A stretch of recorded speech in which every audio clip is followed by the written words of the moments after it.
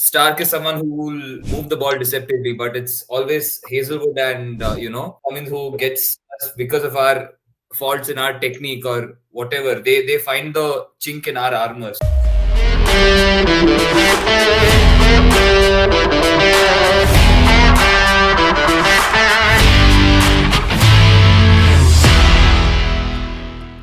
Hi everyone, welcome to Sports Khabri with me, Aditya and Rishi, and we're going to be running down some of the biggest threats that Australia have to pose when we go over there for this five-match test series. And yep, before we start with anything, I just want to give you guys the squad that Australia have announced, a 13-man squad for the first test of this series. Of course, it's not going to be the same squad for the entire five-match series, but just to give you guys an idea.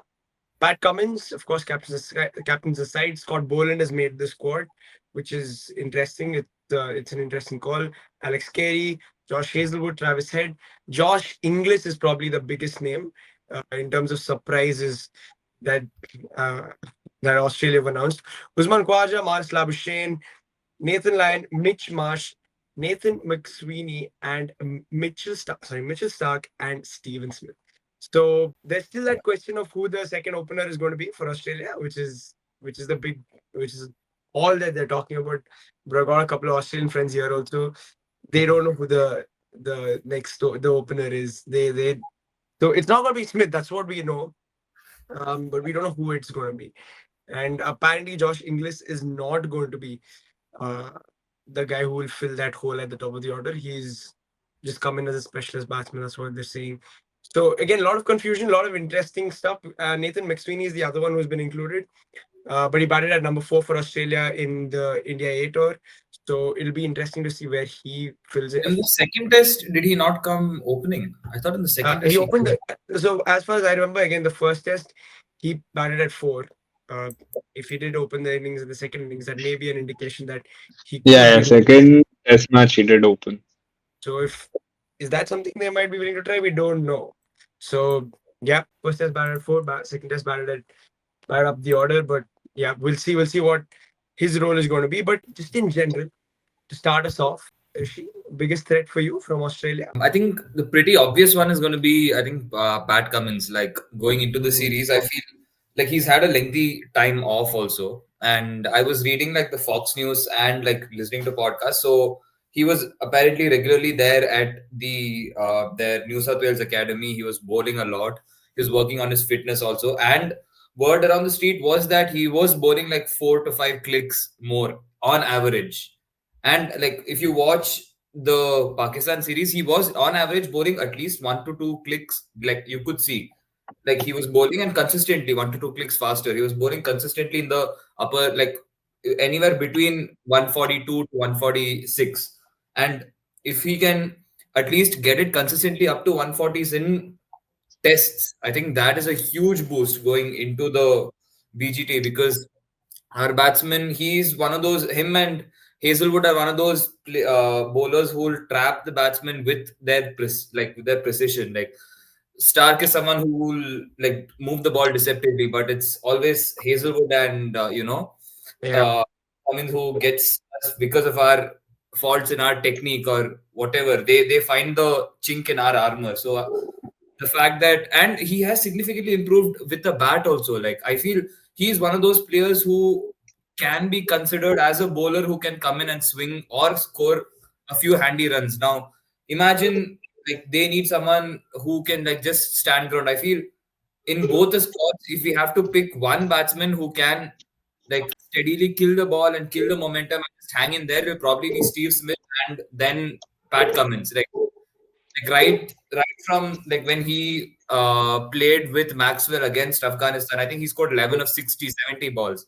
And then even against Pakistan in this recent series, he scored like 30 of 30, 31 of 30 balls. And he was playing really like matured. So I feel considering both these aspects have gone up, he is one of those players who can cause us real damage if we don't what. yeah, for sure. I think Cummins, just in terms of course, like you said, he's probably one of those bowlers who's always going to give you a bit of trouble when it's that little extra pace, and of course he'll hit those lines and lengths on point, right? And same with Hazelwood. I think both of them have was like similar issues. But for me, the real threat is going to come from Travis Head. Um, I know we don't talk a lot about Travis Head in a red ball context, but his role in a test match at number 5 is just come and be that little bit of an aggressor, almost take the bowling on, which he'll gladly do. And he does it pretty well. I can't even lie. So even before Travis Head became this incredibly good, I feel this white ball batter, I think he was very impressive, even in Test cricket, playing that sort of playing at number 5, number 6, coming in later in the innings and sort of just going at it. And if he does that effectively this time, I think India can really be on the back foot because I feel like we don't have a lot of counter-attacking bowlers. Jasprit Bumrah is the only one who has seen this, who has gone through the toil of playing in Australia and really having to fight hard. Same probably you can say about Siraj, but again, not as much as Bumrah. So I feel like Travis Head, if he can sort of take on the older ball and if he starts to get going, it's going to be really hard to stop him. So for me, my biggest threat is Travis Head. Adi, for you? Dude, that's the thing. I think I feel like this batting lineup lacks at opener. I think, I feel like even in the last BGT, I remember when Warner was injured, I forgot who that guy was. He had that name. Like, he was the one who opened in Yeah, the first two Pulkowski, test Will game. Pulkowski. Yeah, Will Pukowski, Bukowski, but that sorry. was only like a couple of games, no? And then he was Yeah, also I remember. The thing is, like, that's the thing. Without Warner, that void of, filling that opener, they struggled last time also. That's what I'm trying to say. I remember they he struggled last retired, by time. the way. If, like in I know, case I you know. guys That's are, what I'm trying to say. Like, now coming into this test, him retiring, as you say, we don't know who is going to open with Kawaja. Like, Smith played against West Indies, right, and Pakistan. I think he is the one who opened with Kawaja that time. Yeah, yeah, He yeah. did pretty well, but again, I don't know if they want to put Smith opening against India or not. And I think with like Warner going, I think will need to, like, bring his game up and step up as an opener, because who is going to come in, even if it's English or I would think it's McSweeney, because if they're including him into the squad at such a young age, they've done it before, and I think he will end up playing McSweeney. So if he comes in, I think Kawaja will need to take a bigger role in that opening spot, and he always performs against India to an extent, especially in Australia. I think that opening pair of at least Kawaja opening, I think he will be a big threat in terms of batting. I I think through the batting is weirdly, it depends on how they wake up on the day. I feel like if they're coming into the game saying, okay, like the situations where they have to bat it out for the entire day, I would back players like Smith, Kawaja, uh, even Labuschagne. Like, they have that talent to do it, right? Like, I feel like they've been used to test cricket to the extent of, okay, if we have to bat this day out, we'll sit and bat. I think that's the worrisome thing for me and India, where, like, can the Indian batsmen replicate that kind of patience level there, especially take the hits if they have to take the hits, because they know the conditions well. I think that's one thing. And going into the day and night test, which will be like, Australia's never lost a day and night test in Australia, and India, we barely played any day and night test. I think Yeah, yeah. going Very play. into a day and night test without knowing how to. Last time we went, I remember we finished in 1.5 days, like, right. So going into another day and night test, I think that day and night test, their bowlers, I think everyone will be on top of their game, because they know how to play those conditions. They know how to play ping ball. They play ping ball a lot, like a lot of tests in ping ball. Australia is one of the only sides who play a lot of ping ball tests. No one else plays, right? So I think these conditions will help them a lot, even in terms of bowling. If you're going into a day-night test where you know they know the conditions, and they can add an extra seamer like Boland, compared to us not having that luxury option of getting in a extra seamer who is at a high quality, right? So I think it's going to be a lot of factors like that, like Mhm. bowling attack. I think it's the luxury of them having an extra player to choose from, both Mhm. batting or bowling. Like, that's the difference. I think that is something that's going to help them better. So Smith is not going to be opening. At least that's what George Bailey has said. He's come out and said that he won't be opening the batting.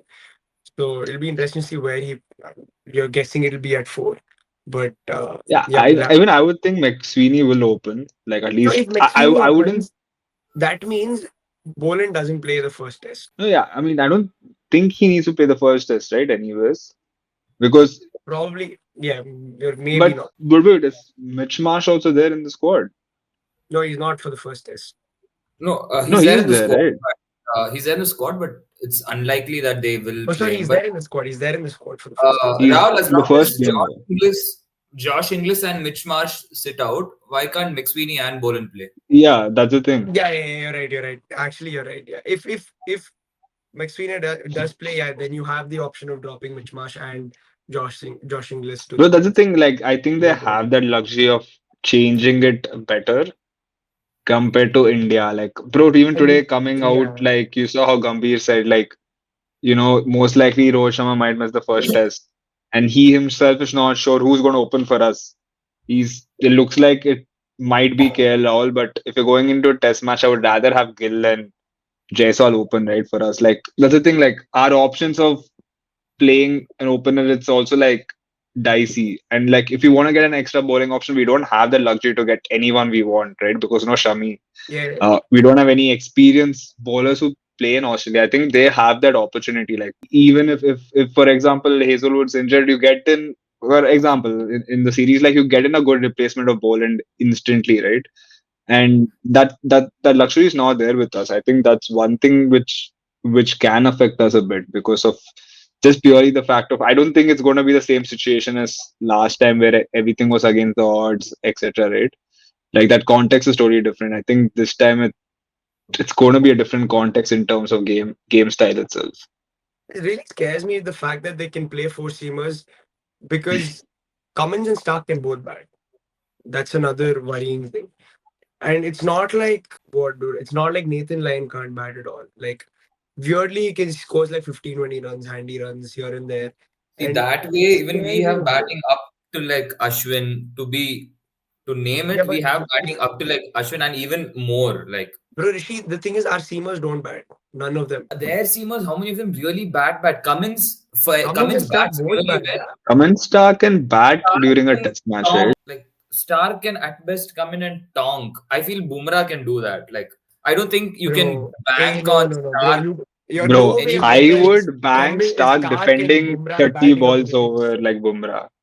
Like I know Stark has done that a lot of times. He'll Bro, be able to like Stark and play the bat. innings if he He's needs. not some. No. Like, see, he can come in and contribute with the bat, but is it enough to like be a considered a dependable bank of okay, like up till Stark they can bat. I don't think that much of a problem like we have. Like, of course, they can they do offer more with their bat. Like Nathan Lyon also can come in and like connect a few. But I like, is it enough to be like okay up until there is guarantee of runs? I don't necessarily think so. That's all. No, But I Rishi, think it's not just about runs, it's more about a test match. Again, it comes down to can Stark and Cummins play extra 30 overs if it's needed. They can do that if they have to. Like that's the whole point of it. Like these players Cummins can for do that. sure. Like Like, Cummins, I'd bet anything on it that he'd do it. Like Stark, like okay, maybe up not up to the level of Cummins, but okay, sure. Like we can consider it to an extent, I suppose. I think both of them are more than capable of batting long periods, bro. Stark Cummins highest score in Test cricket 64. It's not bad at all. And yeah, I mean, just in terms of like being there towards the end, scoring those extra 20, 30 runs, 40 runs even maybe, they'll do it. So it's a little, I feel a little more uh, than what I don't think has Bumrah. I don't know if Bumrah has a Test 50. I don't No, I think don't. he does. I'm pretty sure he doesn't. So that's fairly safe to say that maybe he doesn't. But yeah, just I'm just looking at their numbers also. Cummins and Stark. Stark's highest Test score is 99, Rishi. So that's what I'm saying. Like these guys can bat. They can definitely bat more than Bumrah and Siraj. So yeah, we have some worries in that area, I think. But yeah, quickly, let's wrap it up by. Do you guys think Scott Boland is going to play four seamers for them, or do they go with Mitch Marsh probably in their I relief? like they have five out and out bowlers like who can proper like bowl. I don't think there is a need for Mitch Marsh, and the batsmen who are in are also like good batsmen who on the like it's very much like Adi said, it's on their day who can perform. Yeah. Like So I feel there is no need for that extra. Like in our case, you can still make a case that okay, there is an advantage sort of in playing a player like Nitish Reddy, because we need Mm, someone who that extra pace option who can bowl, but I mean option who can bat, but I don't think that is necessary for this Australian batting lineup at least. And for me, the biggest concern is that they have like Travis Head and McSweeney, who they can pretty much swap at least the first one or two tests. Like you see, if McSweeney is not working out in the first couple of innings, I'm pretty sure they can just swap places and send Travis Head out, because Usman Khawaja himself has come out on multiple occasions and told that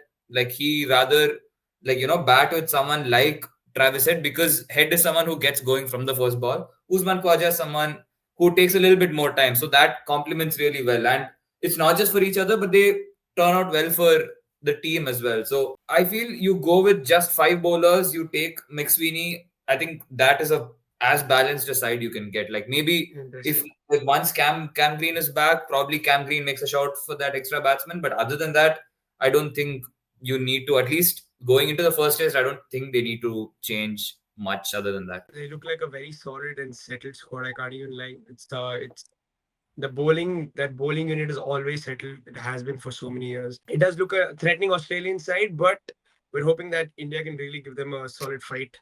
But yeah, all set now for the first test in Perth. Look, we will of course be there, and we'll get back to the previews for that. But yeah, until then, you guys let us know what your threats are, especially from Australia. We actually haven't even spoken about Steve Smith, so that kind of tells you the quality that they have in that team. We haven't even spoken about Manas Labuschagne. So yeah, real quality, real threats from the Aussies, I'm sure, when we go there. But yeah, please do like and share the video, subscribe to Sports Kabri, and we will see you soon. Goodbye.